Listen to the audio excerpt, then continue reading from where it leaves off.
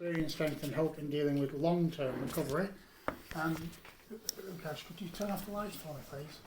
And with that, I hand over to Nick. The meeting's yours. I am Nick, a recovering addict. Thanks, Hi, Craig. Nick. Thanks for asking me with no notice at all to chair a meeting. It's always fun. I won't dwell a whole lot on, early recovery stuff because we all have those stories. My sober date is December 2nd, 1995. I started drinking when I was 16, started using like 2 years later, and I was shooting up meth from like 1989 to 1995, long before most people were doing meth, but I got addicted to that because I was in the music world and I was in LA a lot. And that was kind of where it first became a big drug in the gay community, I think, and in maybe New York. And so I actually got clean in AA because I was very fortunate in having a close friend at the time who was 20 years clean when I got sober and who was willing to put up with me, for which I've thanked her many times in the intervening years, increasingly fervently as the years have gone on and I look back at what a hopeless lunatic I was at the time. When I got clean, I thought I was just an alcoholic because I only used when I was drinking, which would have been nice if it was true, but of course it wasn't actually true. I was shooting up even when I was not drinking. But the idea of calling myself a junkie was just too unattractive for me to admit to. So that tells you the level of sort of self-deception I was engaging in at the time. Now there are tons of people with chemsex addictions. There's even a term for it. There are books about it. There was none of that then. I didn't know of anyone else who had the problems I brought to recovery for some years after I got clean, of having your whole sexual identity fused with drug abuse so that you had no concept of intimacy on your own. I didn't even know what intimacy was, let alone how to try and find it. And I wasn't sure who you were supposed to ask about this because, hey, you really can't talk about, that. Your sex life, that's not really what AA meetings were about then. People were still smoking cigarettes in them and drinking 4 gallons of coffee. And so I kind of had to figure all that stuff out on my own and do the recovery stuff separately, which was a really lonely business in a lot of ways. And I would say my recovery has mostly been about emotional connection to other people. My ability to be happy has directly related to the extent to which I could actually be a friend, actually be close to other people. And most of recovery has been in one way or another about how to fill the holes in the broken person that I started out with something beautiful that will hold this object together and make it stronger than it was before I broke it.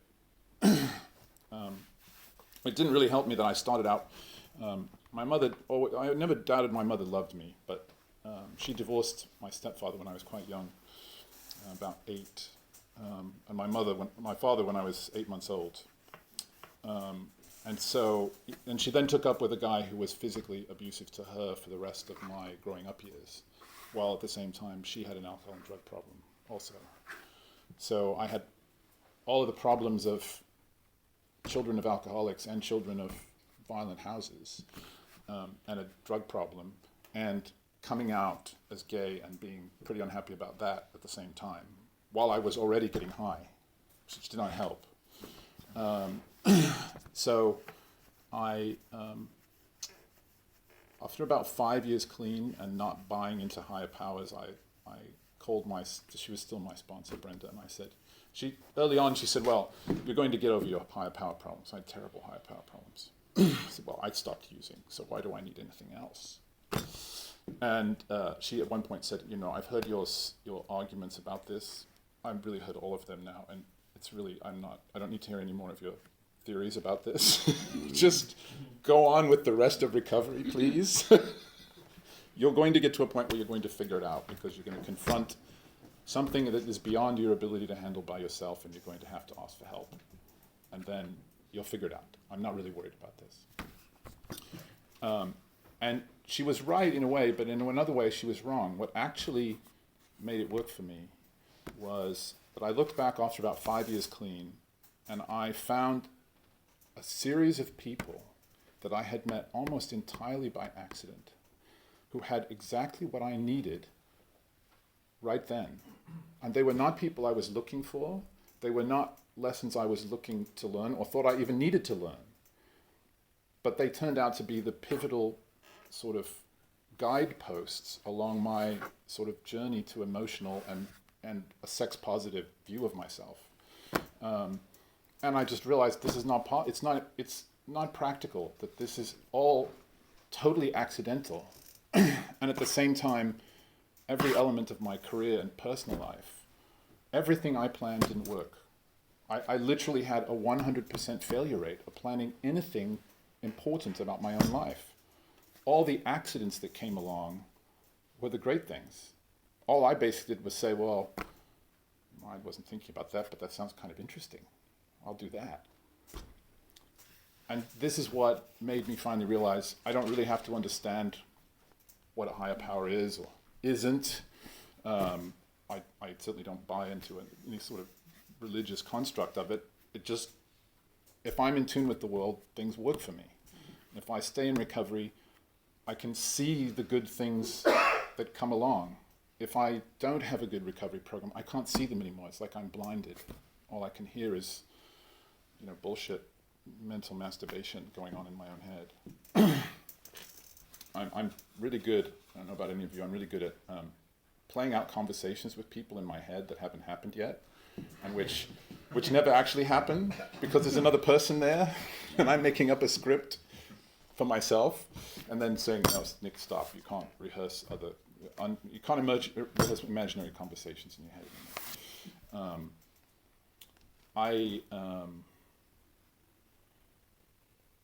I've learned more in the last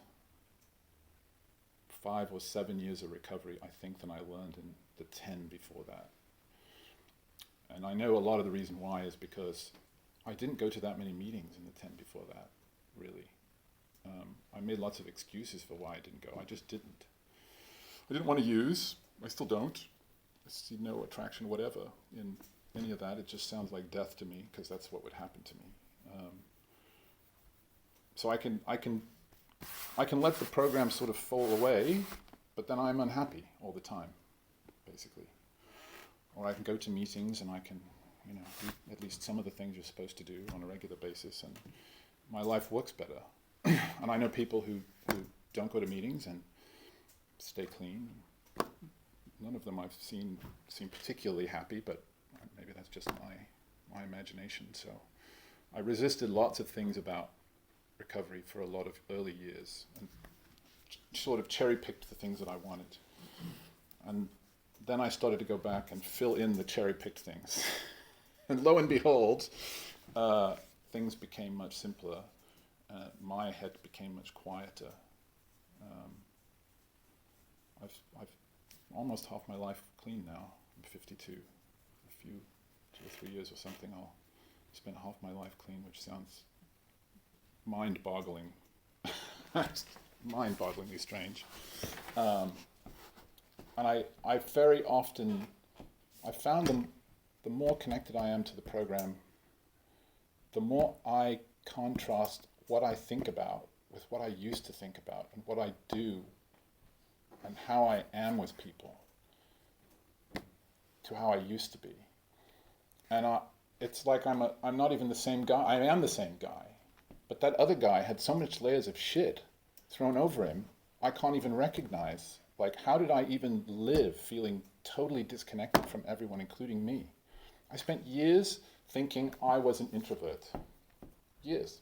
Because I wasn't comfortable in social settings with groups of people I didn't know, which is like the world's most common thing. I think everyone in any room of people they don't know is uncomfortable being in a room with people they don't know. It took me years to figure out, well, probably everyone else is just as uncomfortable as I am. But the real thing is I wasn't comfortable with me. when I'm happy with me, I can be in any group of people anywhere, and I don't mind, and I actually look forward to it, and I somehow find things to say. And when I'm not, it's pretty unbearable to be around lots of people. And so I actually find I'm a really social person by nature. I just wouldn't ever see it because I wouldn't let myself feel vulnerable in a group of people. And I realized I did a step 4. I just finished a step 4. Paul Mitchell gets to listen to all of this soon. After a bunch of years, and I realized that a lot of the reason why is because I'm still the little boy who wasn't popular when I was a kid, because I was a total misfit. I was the truant in kindergarten. I was leaving school because I was bored and going home to my mother, who is a school teacher, and horrified. I was that bad, that early. And then you added alcohol and drugs later. But I was uncomfortable because I was never comfortable with my own peer group. Never. And so all my fears about groups of people really were back to being what I didn't know that I was gay at the time, but being the different kid in the group, the odd person out. I just thought, this is kind of bonkers, really. I'm still playing a tape from when I was 8 or something, sometimes. And this is the stuff, you would never get this stuff. Like, normal people, I don't think they think about this shit, because they don't have to, work on repair jobs in their heads all the time, even though, arguably, probably a lot of the world could use a bit of a repair job. I feel lucky, really, that I have this disease, because it's forced me to become a better person. Firstly, because I didn't want to be dead, but then because I wanted to really live. And I knew if I really tried, I would never finish. I would never finish being in recovery, because I don't think any of us ever finish becoming better people or becoming who we are. It's a journey, not a destination. But I had this idea of why can't I become able to do anything sober that I want to do? Why I shouldn't let being an addict take away anything from my life that I want to be able to do, except using, obviously. But I shouldn't accept any limitations on my life just because I'm recovering from addiction. It seems to me the point of recovery is to cast the stuff aside and then build new things that are positive to replace them. At least that's how recovery feels to me. I mean, it didn't for a long time. For a long time, I just thought, oh my God, there's another layer of shit in this onion. How big can this onion?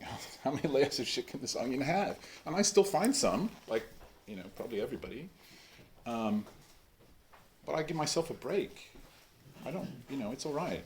I can have as many shitty layers to the onion as I want, as long as I really get rid of it. So I don't have to go back and peel it again. And I find something else to add to a different onion of good things. So the good thing onion is always bigger than the other one. To me, that seems like the sort of basis of a happy life. Well, as happy as you can get with the crazy world and the things that happen and people let you down, and life is not easy. When I was young, I thought it was supposed to be easy. I'm an only child, so I can be very spoiled and self-centered. And at some point along the way in recovery, I realized, no, it's not supposed to be easy. It's supposed to be what you make of it. It's supposed to be yours. Everybody gets their own. And it's up to you to make it into whatever you can. And that's a beautiful thing. It's a really beautiful thing. We have a gift, I think, in some ways. Yeah, we have things we have to get over, but we have a gift because we have a chance to make our lives into what we want them to be, not just to accept what we were given and be victims. I don't think anyone in recovery is a victim. I think all of us are something amazing. Or we have a chance to be something more than we would have been otherwise. At least that's how recovery feels to me on a good day when I'm not. rehearsing conversations with people in my head, and feeling sorry for myself for no earthly reason. No earthly reason. I think I should shut up soon now. Anyway, so that's lots of peace and light and peace, love, and granola, but the truth is my life is really great, and I can pretend that it isn't. I can make myself believe that there's lots of things wrong with it, but the truth is I have tons of people who love me, I have tons of people to love back. And I love the person I am. And I would never have been able to say that stuff. I would have just been dead. I weighed like 25 kilos less then. Every bone showed, every bone in my face. I was sick all the time. And now every time I think my life can't get better, it actually does, unless I start thinking about really unimportant shit that isn't great. That actually is really unimportant shit. So anyway, I hope some of that was useful. This is totally off the cuff, so if it was a little rambling, I'm sorry. But thank you for letting me be of service. Thanks, Steve. Thank you very much, Nick. Okay, the secretary doesn't share back at the meeting. There's a 4-minute sharing time. I'll waive this. I'm going to set time on the phone. The meeting is now yours. Thank you.